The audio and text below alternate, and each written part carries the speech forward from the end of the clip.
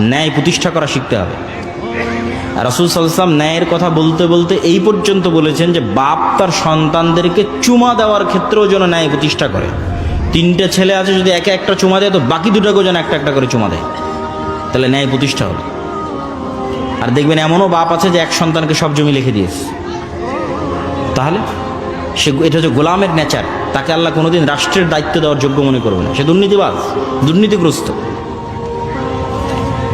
সম্মানিত উপস্থিতি,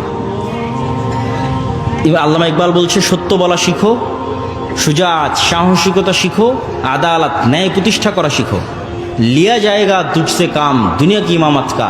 তাহলে আবার আল্লাহ তোমাদেরকে, উনি কোনো দেশের নাম বলেনি, উনি বলছে আবার আল্লাহ তোমাদেরকে গোটা পৃথিবীর নেতা বানিয়ে দেবে। আল্লাহু আকবার। মুহাম্মদ সাল্লাল্লাহু আলাইহি ওয়াসাল্লাম পৃথিবীর নেতা, ওমর ইবনুল খাত্তাব পৃথিবীর নেতা, আবু বকর পৃথিবীর নেতা, খালিদ বিন ওয়ালিদ, সালাহুদ্দিন আইয়ুবী পৃথিবীর নেতা। এরা তাদের চারিত্রিক গুণ দিয়ে পৃথিবীর নেতা হয়েছে।